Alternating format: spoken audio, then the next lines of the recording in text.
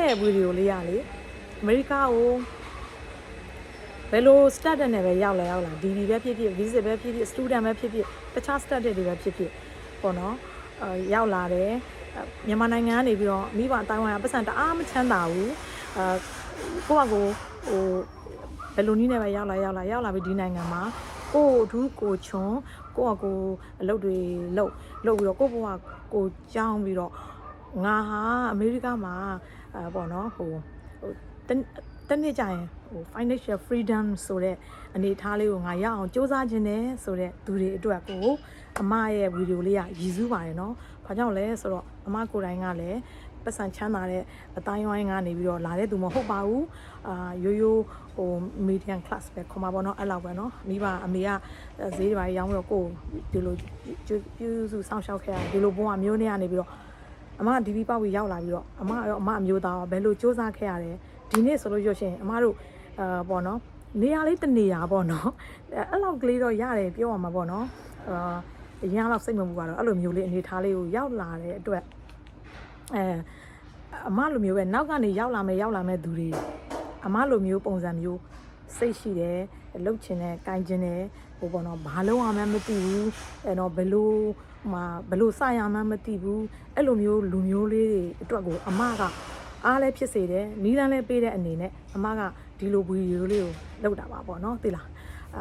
โอเคဆိုတော့အမလေးရောက်လာတော့ခုနကလိုအမပြောခဲ့သလိုပဲစားတော့ဆိုင်မှာလုပ်ရတယ်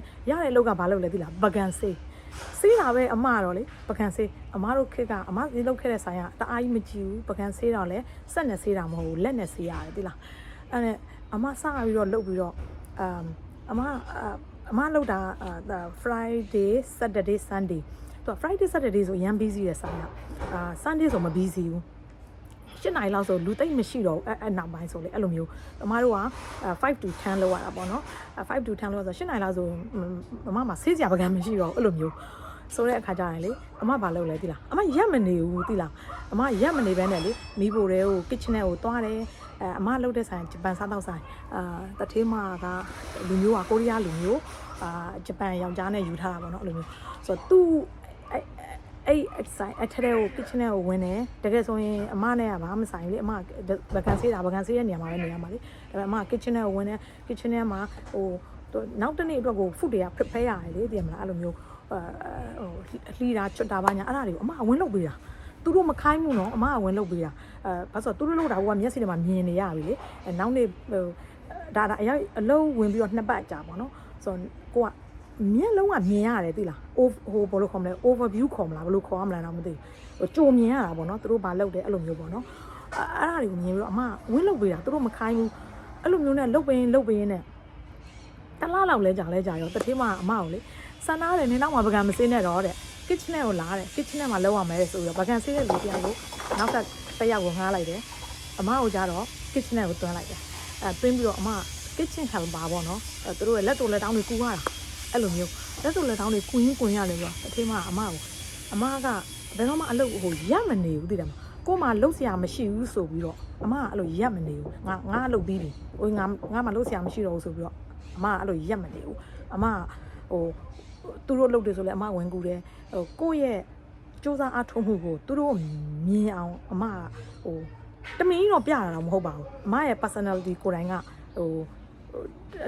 တစ်ခုနဲ့တစ်ခုကိုလုံနေရမှအဲ့လိုဟိုဟာဖြစ်တဲ့လို့ဆိုတော့လေအမလှုပ်တာပေါ့နော်အဲ့လိုမျိုးဆိုတဲ့အခါကျတော့တတိမအမရဲ့ပေါ့နော်ပုံစံကိုမြင်တဲ့အခါကျတော့ तू ကအမကိုအထက်ခေါ်လိုက်ပြီးတော့ kitchen helper လုပ်ခိုင်းပြီးတော့အမကိုသင်ပေးတာဆူရှီလိတ်တာတွေသူတို့ဂျပန်စာဟာဖူချက်တာတွေသိရမလားဆိုတော့အကုန်သင်ပေးတာအမကိုသင်ပေးနဲ့အဲ့ဒီဆိုင်မှာအမကတပတ်ကို3ရက်9နာရီကနေ10နာရီတတိယကို9နာရီပေါ့နော်9နာရီခွဲပေါ့အမှန်တော့9နာရီခွဲလောက်ရတာပေါ့နော်တပတ်ကို3ရက်နဲ့အမ15နှစ်တိတိအမလောက်ခဲ့တယ်သိလားအဲ့ဒါညပိုင်းမှာလောက်တာပေါ့နော်ဒါပေမဲ့မနက်ပိုင်းအတွက်ကိုအမနောက်ထပ်တစ်လုပ်ရှာတယ်နောက်ထပ်တစ်လုပ်ရှာတဲ့အခါကျတော့လေနောက်ထပ်တစ်လုပ်ကလည်းရတယ်သိလားအဲ့ဒီနောက်ထပ်တစ်လုပ်ကကြတော့ဘိုးဆိုင်မှာပေါ့နော်ဘိုးအစားအစာတွေလောက်ရတာဆိုတော့အမားတို့တွေကဟိုရောက်ခါစားအင်္ဂလိပ်စကားလည်းမတတ်သေးသိရမလားဟို yes no ဒီလောက်နဲ့ပဲ thank you နဲ့ပဲဒီလောက်ပါပဲအများကြီးလည်းမတက်ပါဘူးတင်မလားအဲ့လိုမျိုးနဲ့လောက်ရတာဆိုတော့ဟိုရလို့ကိုလောက်ရလေနော်အသက်ကလည်းရောက်တဲ့ခါကျတော့အသက်ကလည်း30ကျော်ပြီဆိုတော့ကိုကဟိုတအားကြီးငငယ်ရွယ်ရွယ်ချော့ချော့လှလှတဲ့မှလည်းမပါတော့စပွဲတို့အလုပ်လည်းမရပါဘူးအဲ kitchen မှာအဲ့ဘိုးဆိုင်မှာလောက်ရပြီးတော့ဘိုးဆိုင်မှာတပတ်ကို9ရက်မနက်8နာရီကနေပြီးတော့ညနေ3နာရီထိတပတ်9ရက်လောက်ရတယ်ညနေ9နာရီကနေပြီးတော့ည10နာရီထိကိုစားတော့ဆိုင်မှာ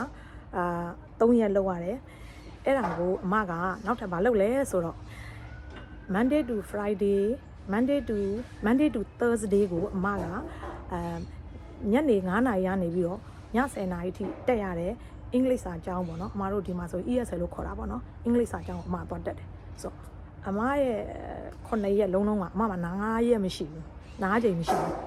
အဲ့လိုမျိုးပေါ့နော်အမအိမ်မှာလေဝှရှော်တာတွေထမင်းချက်တာတွေအမဘာမှမလုပ်နိုင်ဘူးဒါပေမဲ့အမရဲ့အမျိုးသားအမကို fully support သူကထမင်းချက်ပေးတယ်ထမင်းမှုထည့်ပေးတယ်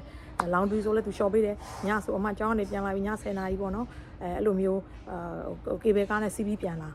ပြီးဆိုရင်သူကကားကိတ်ကနေလာပြီးကြိုပေးတယ်ဒီလိုမျိုးနဲ့လင်မယားနဲ့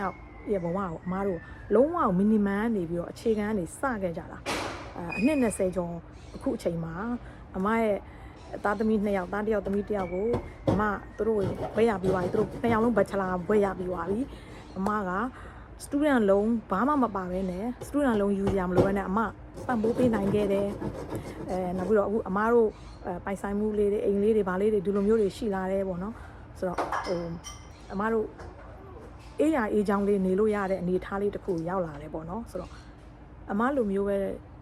နောက်ရောက်လာတဲ့လူတွေကိုအမလိုမျိုးပဲဖြစ်စေချင်လို့ဒီလိုလုပ်ချင်တဲ့သူတွေအတွက်ကိုအမကဒီဗီဒီယိုလေးကိုယူဆပြီးတော့တင်လိုက်တာပါနော်သိလား